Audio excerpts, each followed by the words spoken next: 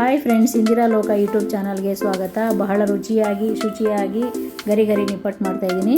ಒಂದು ದೊಡ್ಡ steel bowl ತೊಗೊಂಡಿದ್ದೀನಿ. ಈ ಬೌಲ್ಗೆ 4 ಲೋಟ ಅಕ್ಕಿ ಹಿಟ್ಟು ಹಾಕ್ಕೊಂಡಿದ್ದೀನಿ. 1 ಲೋಟ ಉರಿಗಡಲೆ, 1 ಲೋಟ ಕಡಲೆ ಬೀಜ.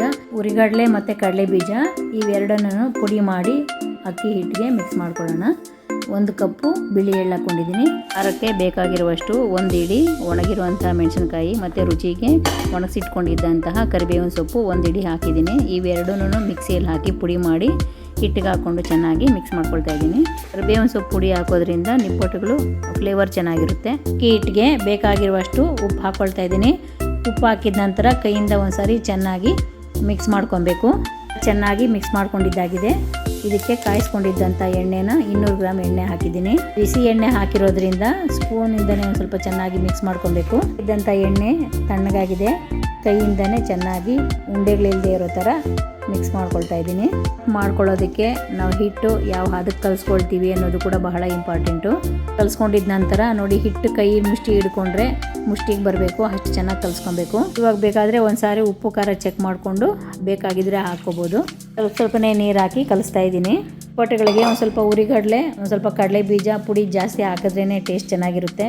ಈ ಪದಾರ್ಥಗಳೆಲ್ಲ ಮನೆಯಲ್ಲೇ ಮಾಡಿಕೊಂಡ್ರೆ ಕ್ವಾಲಿಟಿ ಕ್ವಾಂಟಿಟಿ ಎರಡೂ ಚೆನ್ನಾಗಿರುತ್ತೆ. ಏನೇ ಆಗಲಿ, ನಾವು ಎಷ್ಟೆಲ್ಲ ಹೊರಗಡೆ ತಿಂದರೂ ಕೂಡ ಮನೆ ರುಚಿನೇ. ಮನೆ ರುಚಿ ಪದಾರ್ಥ ಬೀಟ್ ಮಾಡೋ ಅಂಥದ್ದು ಯಾವುದೂ ಇಲ್ಲ. ಎಲ್ಲ ಚೆನ್ನಾಗಿ ಮಿಕ್ಸ್ ಮಾಡ್ಕೊಂಡಿದ್ದೀನಿ. ನೋಡಿ, ನೀವು ವಿಡಿಯೋಲ್ಲಿ ನೋಡ್ತಾ ಇರೋ ಥರ ಗಟ್ಟಿನೂ ಇಲ್ಲ, ಅಷ್ಟು ಮೆತ್ತಗೂ ಇಲ್ಲ, ಕರೆಕ್ಟ್ ಹಾಗೆ ಕಲಿಸ್ಕೊಂಡಿದ್ದೀನಿ. ನಿಪ್ಪಟ್ಟುಗಳಿಗೆ ಹಿಟ್ಟು ಕಲಿಸ್ಕೊಂಡಿದ್ದಾಗಿದೆ. ಈಗ ಸಣ್ಣ ಸಣ್ಣ ಉಂಡೆಗಳು ಮಾಡಿಕೊಂಡು ಒಂದು ಪ್ಲೇಟ್ಗೆ ಹಾಕ್ಕೊಂಡಿದ್ದೀನಿ. ಚಪಾತಿ ಪ್ರೆಸ್ ತೊಗೊಂಡಿದ್ದೀನಿ. ಪ್ರೆಸ್ಸಲ್ಲಿ ಒತ್ತಿ ಹಾಕಿದ್ರೆ ಬೇಗ ಆಗುತ್ತೆ.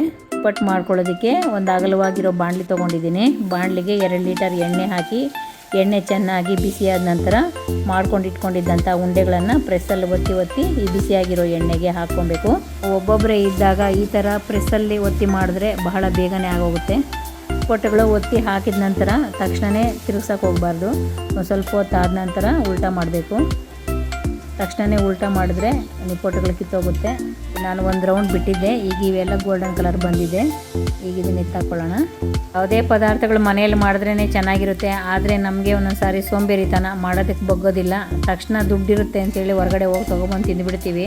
ಕಲಿಸಿಟ್ಕೊಂಡಿದ್ದಂತಹ ಅಷ್ಟು ಹಿಟ್ಟು ಕೂಡ ನಿಪ್ಪಟ್ಟು ಮಾಡ್ಕೊಂಡಿದ್ದೀನಿ. ವಿಡಿಯೋ ನೋಡೋಂಥ ಫ್ರೆಂಡ್ಸು, ನೀವು ಈ ಮೆಜರ್ಮೆಂಟ್ಗೆ ನಿಪ್ಪಟ್ಟುಗಳನ್ನು ಮಾಡಿ ತುಂಬಾ ಚೆನ್ನಾಗಿರುತ್ತೆ. ಟೇಸ್ಟು ಕೂಡ ತುಂಬಾ ಚೆನ್ನಾಗಿದೆ. ಯಾರೆಲ್ಲ ವೀಡಿಯೋಸ್ ನೋಡ್ತೀರಾ, ವೀಡಿಯೋಸ್ ನೋಡೋಂಥ ಫ್ರೆಂಡ್ಸ್ಗೆ ತುಂಬ ಧನ್ಯವಾದಗಳು. ವಿಡಿಯೋ ನೋಡಾದ್ಮೇಲೆ ಲೈಕ್ ಮಾಡೋದನ್ನು ಮರಿಬೇಡಿ, ಶೇರ್ ಮಾಡಿ, ಕಮೆಂಟ್ ಮಾಡಿ, ಸಬ್ಸ್ಕ್ರೈಬ್ ಮಾಡ್ತಾ ಇದ್ದರೆ ಸಬ್ಸ್ಕ್ರೈಬ್ ಮಾಡ್ಕೊಳ್ಳಿ. Thank you.